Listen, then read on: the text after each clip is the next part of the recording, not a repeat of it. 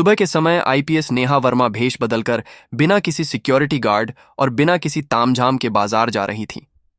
वह खुद अपनी आंखों से देखना चाहती थी कि सिस्टम आम लोगों के साथ कैसे काम करता है। घूमते घूमते उनकी नजर एक पानी पूरी के ठेले पर पड़ी, जो एक गोपाल काका नाम के मिडिल एज वाले आदमी का था। वह तेजी से पानी पूर भरकर ग्राहकों को दे रहा था। चेहरे पर पसीना था, लेकिन आंखों में एक अजीब सी संतुष्टि थी। नेहा ठेले के पास जाकर खड़ी हो गई और बोली, काका, एक प्लेट पानी पूरी लगाना। गोपाल काका ने मुस्कुराकर कहा, हाँ मैडम, बताइए, तीखा या मीठा खाएंगी? नेहा की आंखों में शरारत चमकी। एकदम तीखा बनाना, ऐसा कि मजा आ जाए। गोपाल काका मुस्कुराए। बस मैडम, अभी देखिए। उन्होंने एक पानी पूरी उठाई, उसमें बारीक कटे हुए प्याज और आलू का मसाला भरा और फिर उसे पुदीने इमली वाले मसालेदार पानी में डुबोकर नेहा की ओर बढ़ा दिया। नेहा ने पानी पूरी जैसे ही मुंह में डाली, तभी अचानक आसपास की हंसी ठिठोली की आवाजें थम गईं। नेहा ने मुड़कर देखा कि 2 बुलेट बाइक पर 3 पुलिस वाले और उनके साथ एक रबदार इंस्पेक्टर विक्रम सिंह सवार थे। उनकी बाइक ठीक ठेले के सामने आकर रुकी। इंस्पेक्टर विक्रम सिंह अपनी मूंछों पर ताव देते हुए बाइक से उतरे और गोपाल काका को घूरते हुए कड़क आवाज में बोले, ए गोपाल काका, तेरा ठेला आज फिर यहां लग गया। कितनी बार बोला है कि सड़क पर धंधा नहीं करना है, लेकिन तू तो सुधरने का नाम ही नहीं ले रहा है। गोपाल काका का खिला हुआ चेहरा पल भर में मुरझा गया। उन्होंने घबराकर अपने दोनों हाथ जोड़ लिए। गरीब आदमी हूं, बच्चों को पालना है, थोड़ा साइड में ही लगाया है, किसी को तकलीफ नहीं हो रही। इंस्पेक्टर विक्रम सिंह जोर से हंसा। तकलीफ नहीं हो रही? तू हमें सिखाएगा कि तकलीफ हो रही है या नहीं? और इस हफ्ते का हिस्सा कहां है? लगता है धंधा ज्यादा अच्छा चल रहा है, तभी दिमाग खराब हो गया है। गोपाल काका हाथ जोड़कर बोला, नहीं साहब, ऐसी बात नहीं है। अभी बोहनी भी ठीक से नहीं हुई है। शाम तक जो भी बनेगा मैं आपका हिस्सा थाने में पहुंचा दूंगा। साहब, इंस्पेक्टर विक्रम की आंखें गुस्से से लाल हो गई और बोला, शाम तक हमें बेवकूफ समझा है क्या? तू हमें शाम तक इंतजार कराएगा? गोपाल काका डरते हुए बोला, नहीं साहब, मेरा वह मतलब नहीं था। गोपाल काका कुछ और कहता, उससे पहले ही एक कांस्टेबल ने आगे बढ़कर ठेले पर रखे पानी के जग को उठाकर सड़क पर फेंक दिया। मसालेदार पानी सड़क पर फैल गया और फिर इससे पहले कि कोई कुछ समझ पाता, इंस्पेक्टर विक्रम सिंह ने अपनी भारी भरकम लात शंभू के ठेले पर दे मारी, जिससे पूरा ठेला पलट गया। उबले हुए आलू, कटे हुए प्याज, मटर, मीठी चटनी सब सड़क पर बिखर गए। सैकड़ों पानी पूड़ियां उस जमीन पर गिरकर गंदे पानी में लथपथ हो गई। गोपाल काका की दिन भर की मेहनत, उसकी बेटी के डॉक्टर बनने का सपना, सब उस गंदी सड़क पर बिखरा पड़ा था। गोपाल काका जमीन पर बैठकर अपनी बिखरी हुई पूरियों को देख रहा था और उसकी आंखों से आंसू बह रहे थे। ये सब देखकर आईपीएस नेहा का खून खौल उठा। एक आईपीएस के तौर पर नहीं, बल्कि एक इंसान के तौर पर। वह एक कदम आगे बढ़ी और अपनी आवाज को जितना हो सके सख्त बनाते हुए बोली, यह क्या तरीका है? किसी गरीब की रोजी रोटी को इस तरह लात मारते हुए आपको शर्म नहीं आती? नेहा की आवाज सुनते ही इंस्पेक्टर विक्रम सिंह और उसके साथी चौंक कर उसकी तरफ मुड़े। विक्रम सिंह ने नेहा को ऊपर से नीचे तक घूर कर सोचा कि एक मामूली सी सूट पहनी औरत मुझे कानून सिखाने की हिम्मत कर रही है। विक्रम सिंह हंसते हुए बोला, ओहो, तो देखो जरा आज समाज सेवा करने कौन आया है। अरे मैडम, तुम कौन हो? इसके रिश्तेदार हो। जाओ अपना काम करो, ज्यादा नेतागिरी मत यहां झाड़ो। कांस्टेबल सुरेश ने भी हंसकर कहा, लगता है मैडम नई नई इस शहर में आई हैं, इन्हें पता नहीं इंस्पेक्टर विक्रम सिंह साहब कौन है। नेहा ने गहरी सांस ली और बोली, मैं कोई भी हूं, लेकिन इस देश की नागरिक हूं। मैं पूछ रही हूं, किस कानून ने आपको यह हक दिया कि आप किसी की मेहनत को ऐसे बर्बाद करें? यह गरीबों पर जुल्म नहीं तो और क्या है? जुल्म?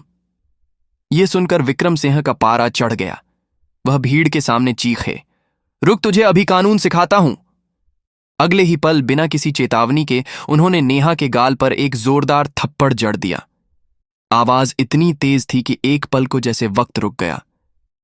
नेहा के गाल पर 5 उंगलियों के लाल निशान उभर आए। भीड़ आवाक थी। किसी को यकीन नहीं हुआ कि एक पुलिस वाले ने खुले बाजार में एक औरत पर हाथ उठा दिया। गोपाल काका तो जैसे सदमे में चले गए थे। लेकिन पुलिस वालों को इससे कोई फर्क नहीं पड़ा। वे जोर जोर से हंसने लगे। बढ़िया है, बड़ी कानून सिखाने आई थी, इंस्पेक्टर विक्रम सिंह ने अपनी हथेली झाड़ते हुए कहा।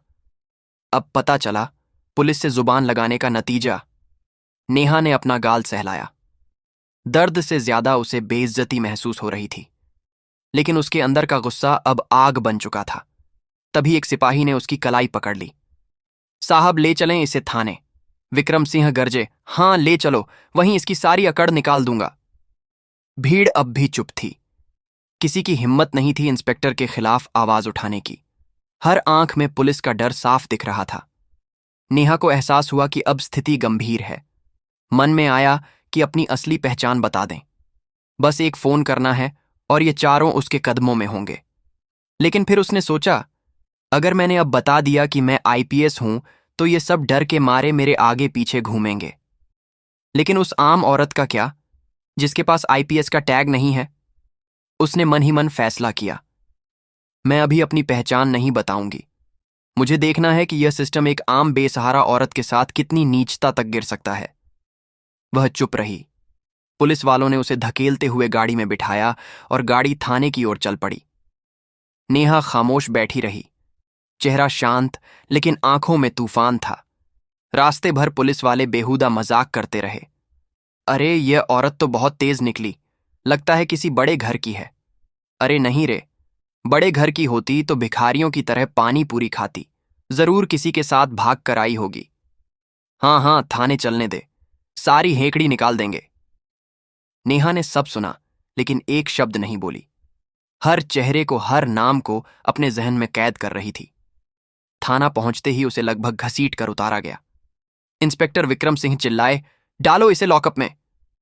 एक महिला कांस्टेबल ने उसे पकड़कर औरतों के लॉकअप में धकेल दिया और बाहर से लोहे का दरवाजा बंद कर दिया।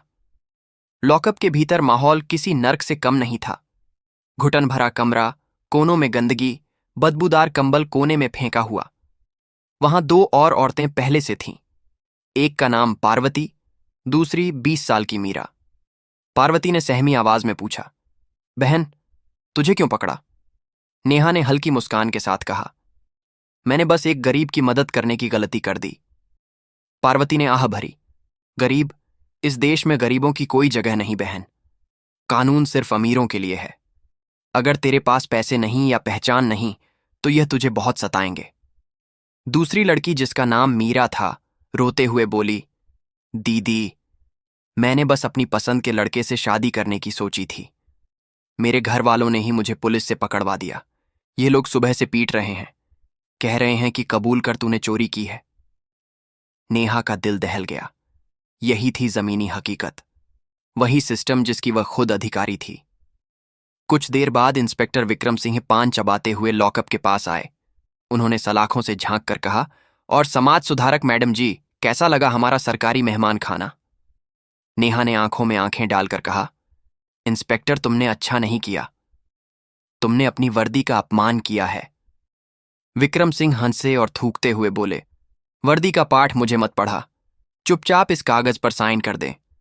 इस पर लिखा है तूने सरकारी काम में बाधा डाली और नशे में हंगामा किया। नेहा बोली, मैं किसी झूठे कागज पर साइन नहीं करूंगी, मैंने कोई गलती नहीं की है।